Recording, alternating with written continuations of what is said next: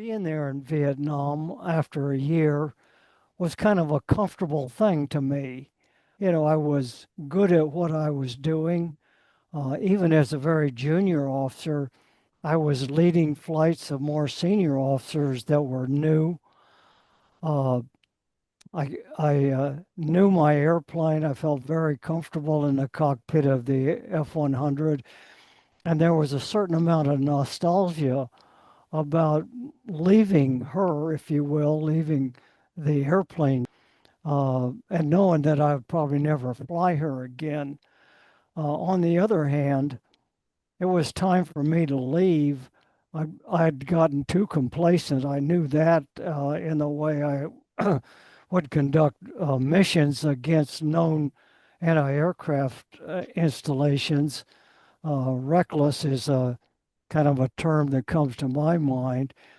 And I also wanted to get on with my life back in the States. You said a minute ago that you feel that you had become complacent and maybe even reckless in the face of enemy action as you're flying that F-100. What do you mean by that as you look back on yourself at that time and say I had become complacent and maybe even reckless? What kinds of things did you do that lead you to use that description of where you had come to? Yeah, maybe complacent would be a better word than reckless. Uh, I think you become a fatalist in that kind of a situation. Hmm. You have a mission to accomplish. The mission involves, in some cases, pretty heavy known anti-aircraft fire. Um, but your job is to attack the target that has been found for you by the forward air controllers, and your delivery tactics require you to be at a fairly stable place in your dive parameters, which were predictable to the people in the ground that were wanted to shoot you down, frankly. Uh, but you reach a point where you basically put that out of your mind and just do your job, so to speak. Uh, so in that regard, you could say reckless. You could say, I think complacent is a better term for that. Uh, you look at it from a perspective of what happens happens, and we'll go through what we're required to do, what I'm required to do, and see what the outcome is. Fortunately, except in the one case where I took a number of hits from a ground heavy machine gun that I was attacking. Does this mean that at some point, I mean, my assumption is early on, maybe you felt fear, and maybe I'm wrong about that. Are you saying that at some point you stopped feeling fear and just, began to feel this almost, it sounds like a kind of fatalism. You just, what is, there's nothing I can do about it. I'll do my job. If I get shot down, I get shot down. I mean, was fear a problem or not a problem? Was fear a fact at the early on in your tour, and then as you go through it more and more, you do more and more missions, approaching 300 missions. You get to a place where it's not so much fear anymore, it's just acceptance of whatever will be. Yeah, well, there is obviously some fear involved, particularly early on when you don't know what the environment is, you don't know what to expect. Uh, but you very quickly being a couple of months maybe in which you do become a fatalist in a kind of a situation. But I think you're more driven after you get some comfort in the environment uh, by what your peers are going to think about you. I mean, the idea of shirking a mission or not delivering your bombs the way they should be delivered was probably more compelling emotion than the thought that you might be hit by anti-aircraft fire, which is kind of an interesting turning the situation around where you're more afraid of losing your reputation than you are of being shot down by the enemy. Wow.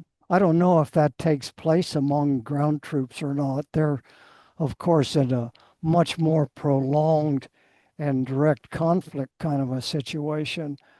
I mean, the ground fire to some extent becomes sort of a remote thing to you in your cockpit, if you will. I remember in a number of cases where you could actually see the tracers coming up at you Wow. and thinking, well, that's interesting.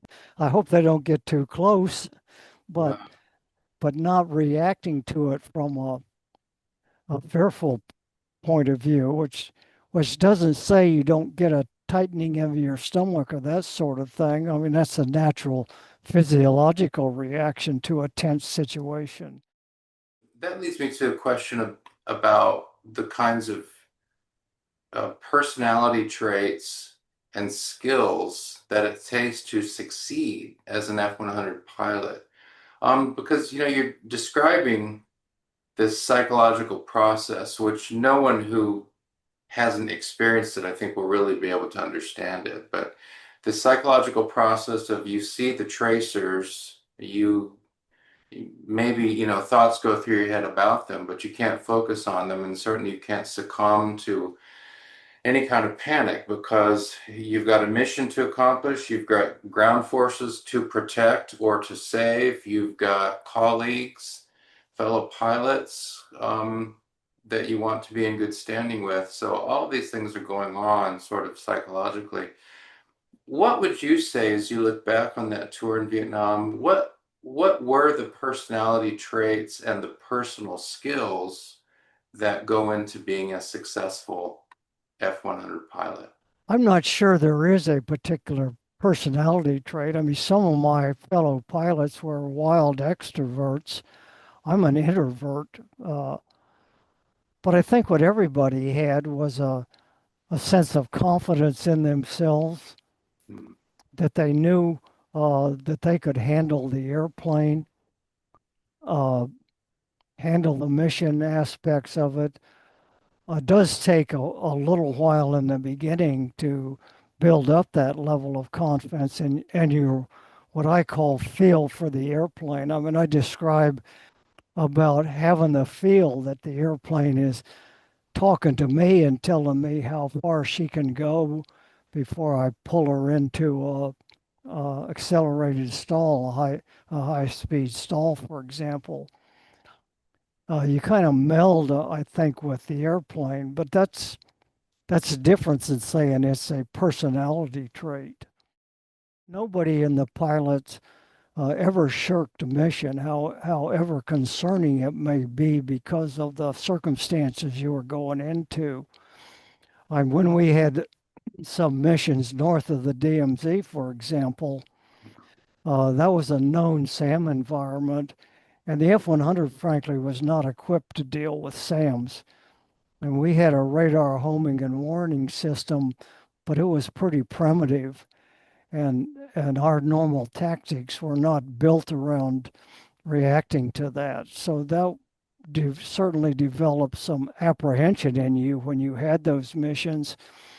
Uh, but everybody just went and did their job as far as I knew. I mean, as I say, I never knew anybody that shirked a mission because of the kind of circumstances you may be in.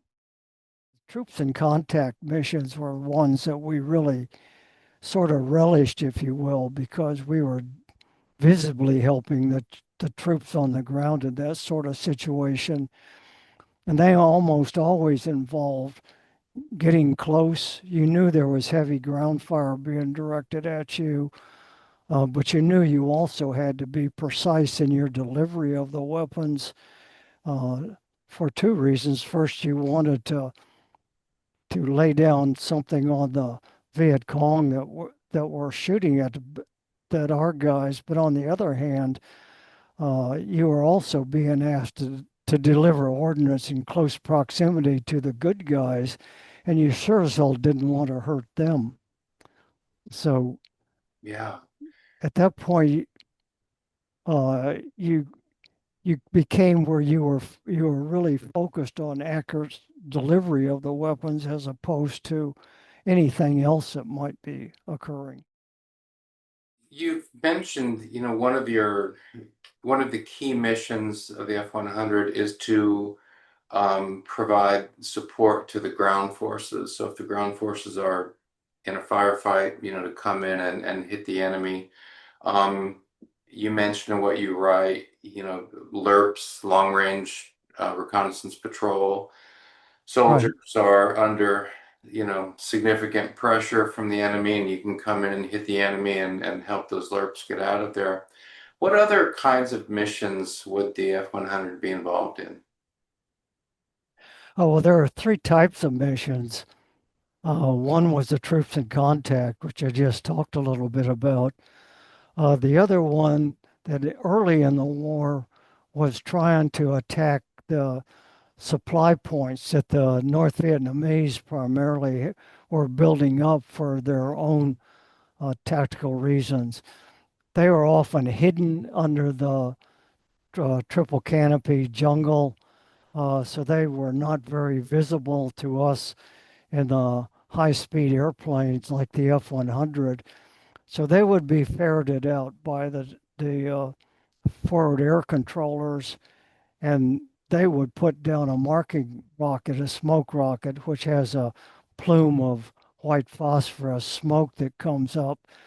And so our target in those cases was basically just the smoke.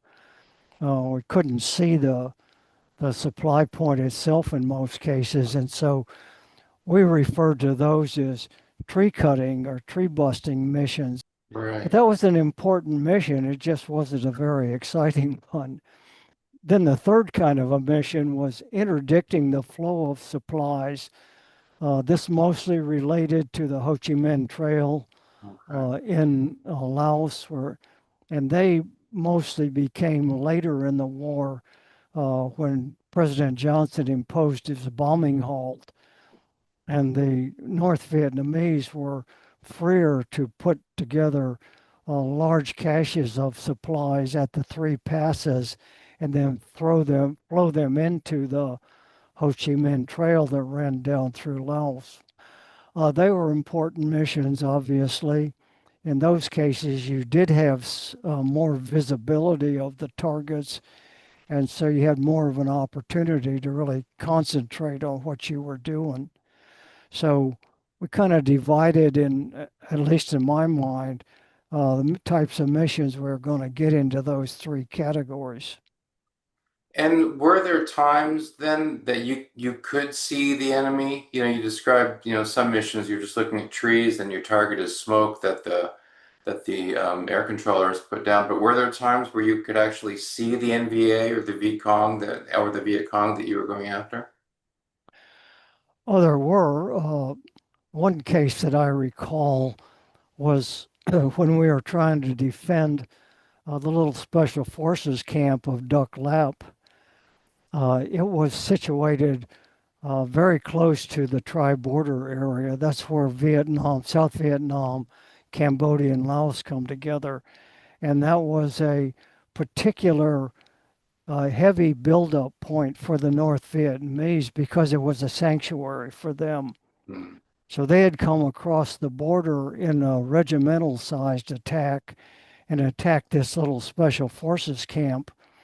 The special forces camp were heavily fortified, but they were horribly undermanned for that kind of a situation. There would typically be one special forces A team, which is about a dozen people, Right. along with a couple of hundred South Vietnamese troops against the regimental size force, which is somewhere in the neighborhood of 1,200 to 1,500 troops.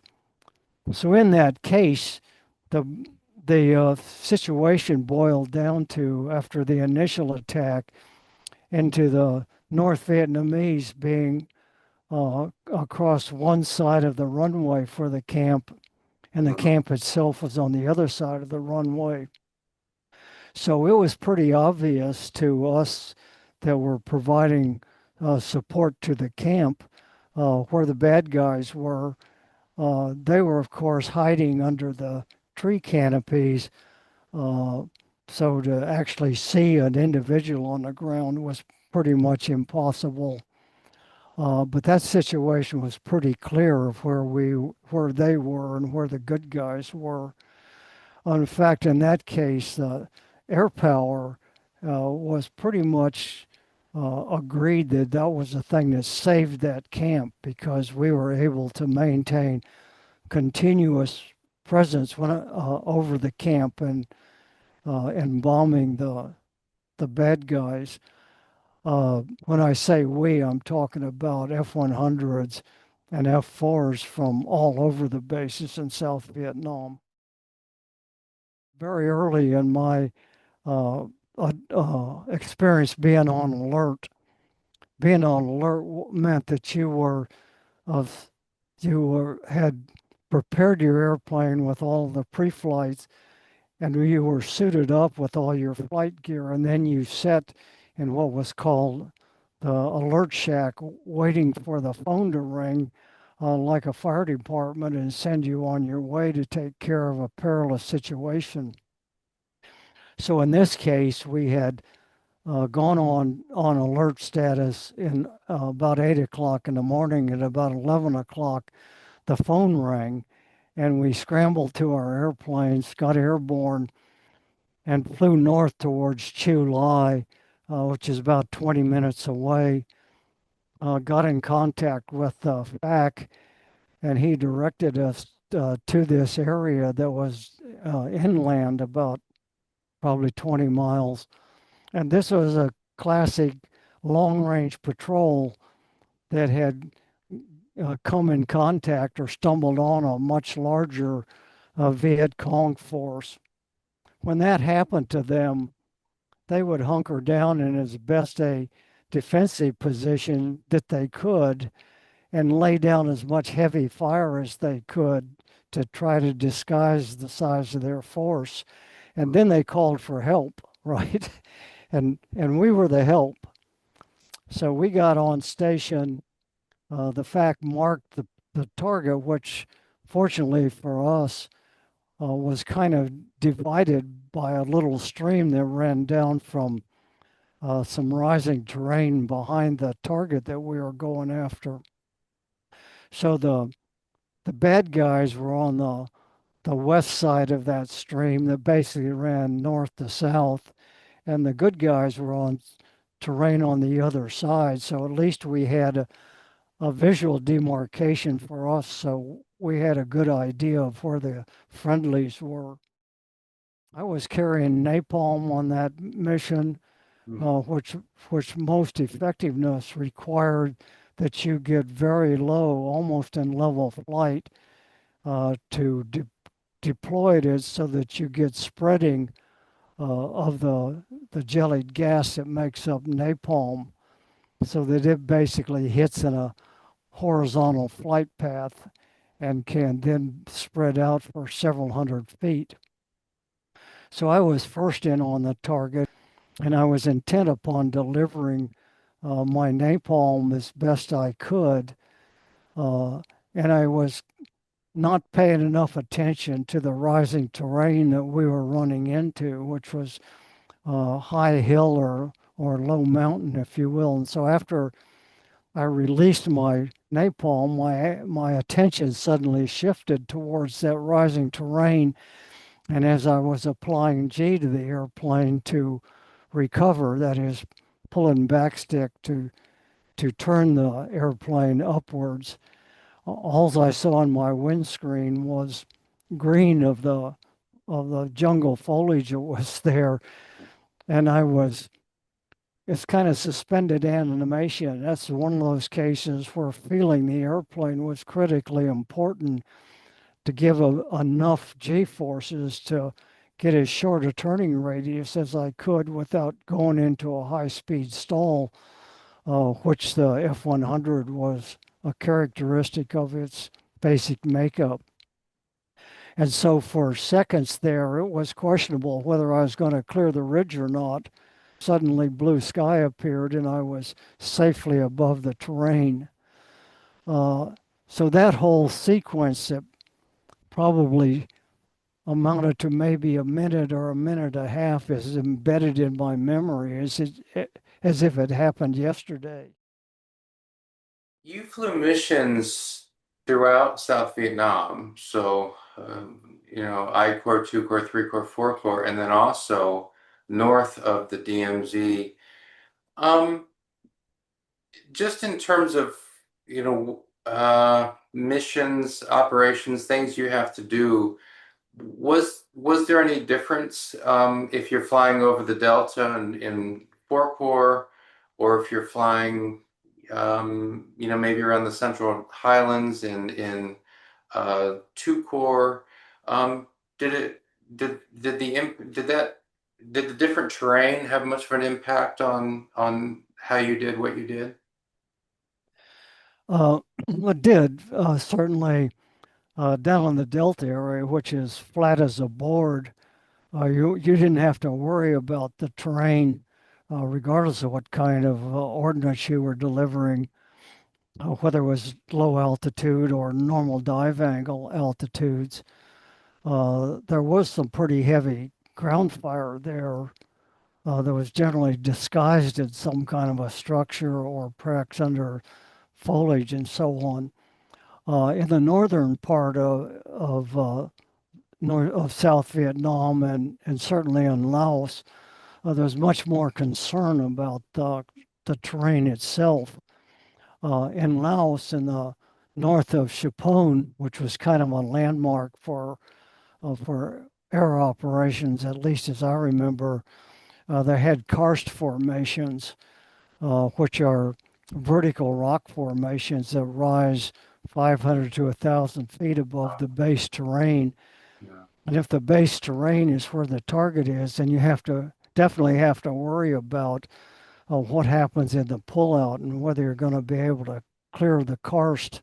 In the central part of Vietnam, you had the same problem if you were delivering low altitude ordnance like napalm or high drag 250 pound or 500-pound bombs.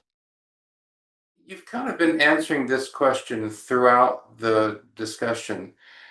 But I'm always interested in what the Vietnam War looks like from different perspectives. So, the perspective of a crew chief on a Huey, what the war looks like from that perspective, what the war looks like from the perspective of a corpsman, of a Navy corpsman who maybe isn't with the Marines in the field, but is maybe back in a field hospital, something like that.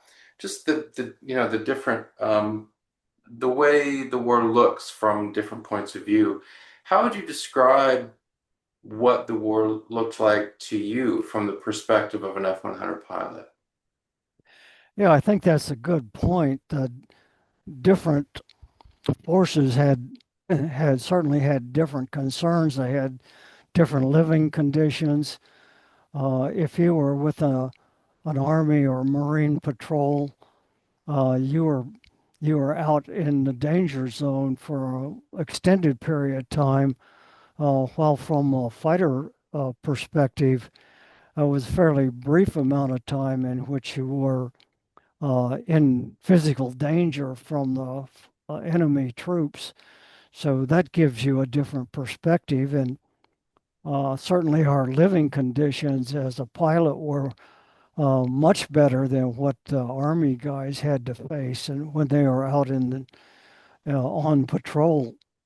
So when looking at it from that perspective, we sort of had a detached view of the war itself. As I said, you're only in the danger zone for maybe 15 minutes. The rest of the time, you're dealing with other aspects of flying.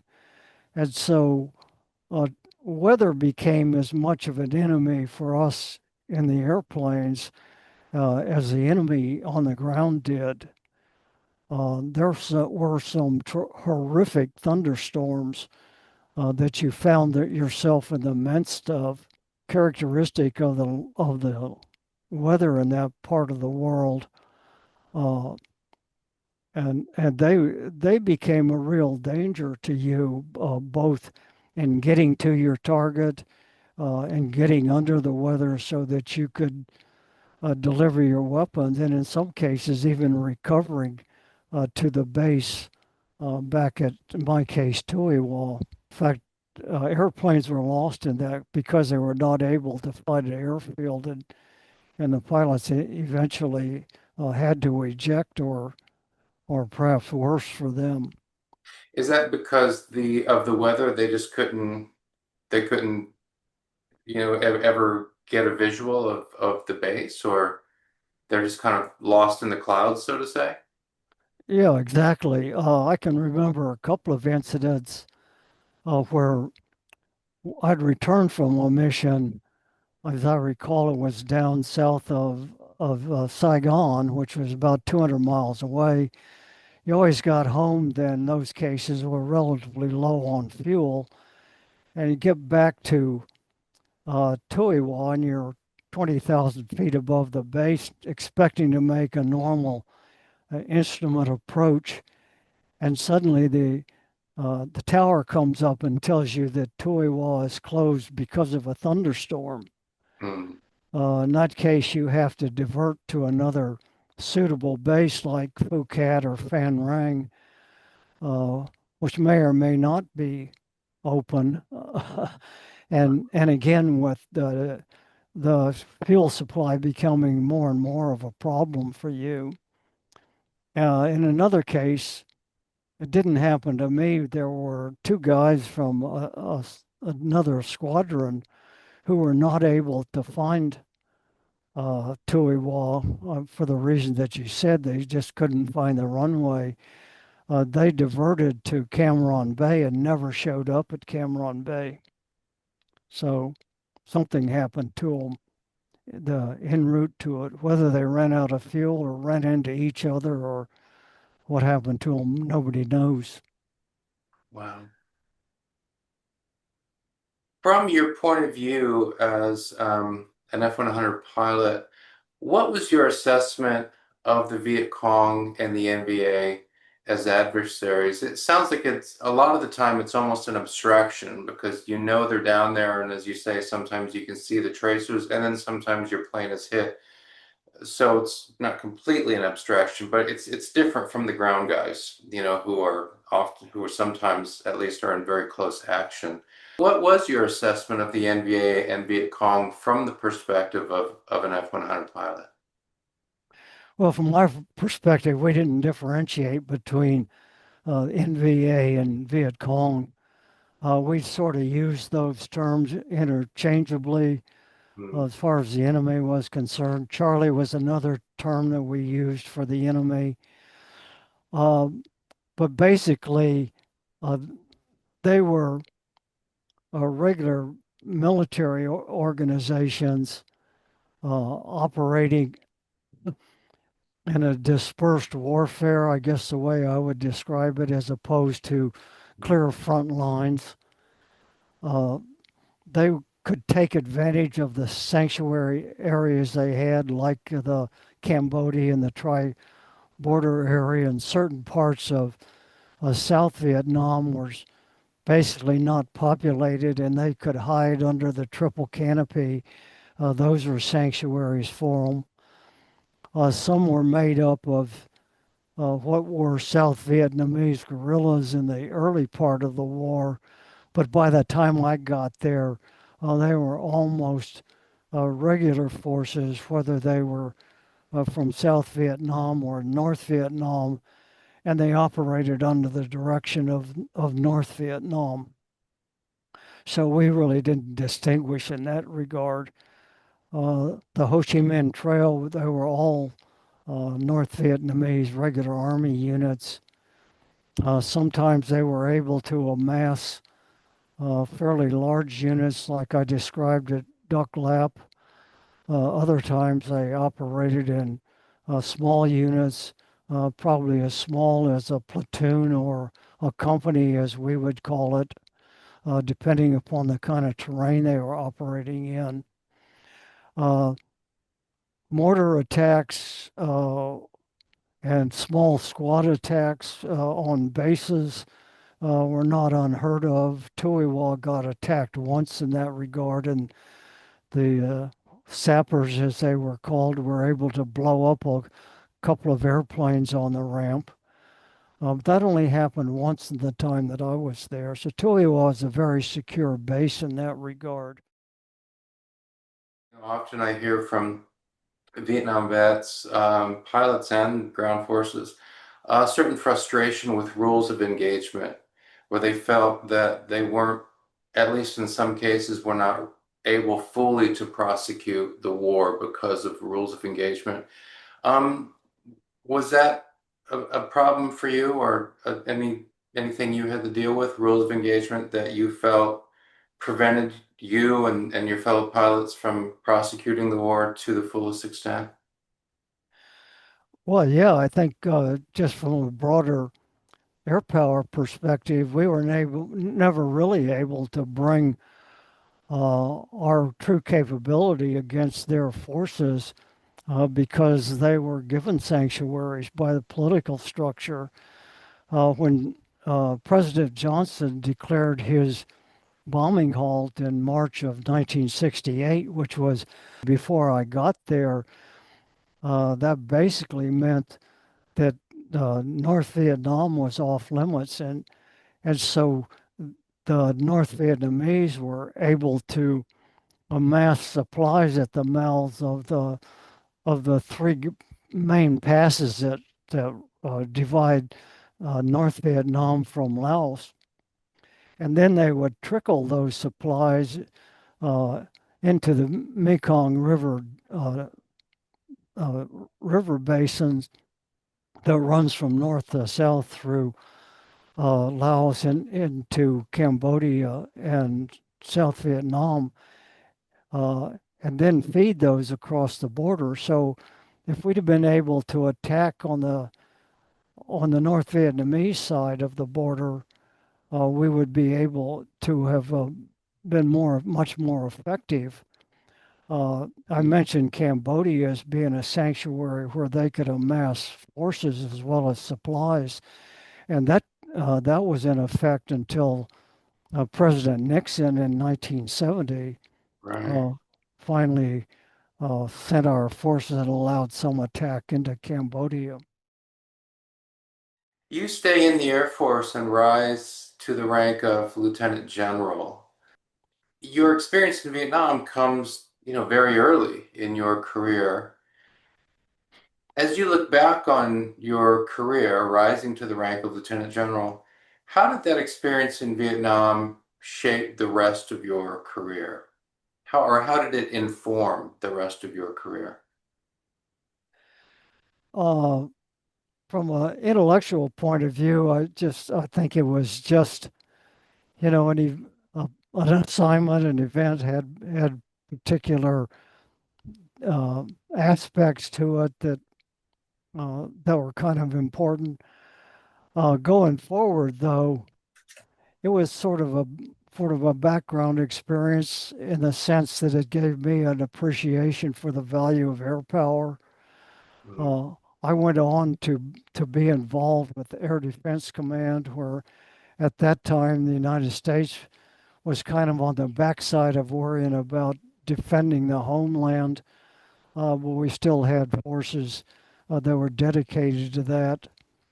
Uh, so from that aspect, it got me interested in fostering and trying to keep the air power in the sense of combat aircraft at the forefront of technology.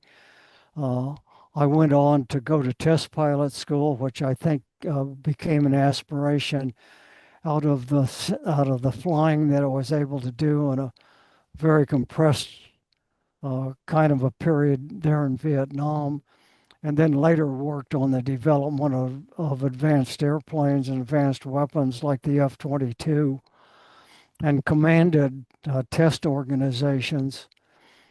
I think one of the other factors that kept me in the service during my the sort of intermediate part, captains and junior majors, was just a sense of camaraderie that exists in a fighter squadron.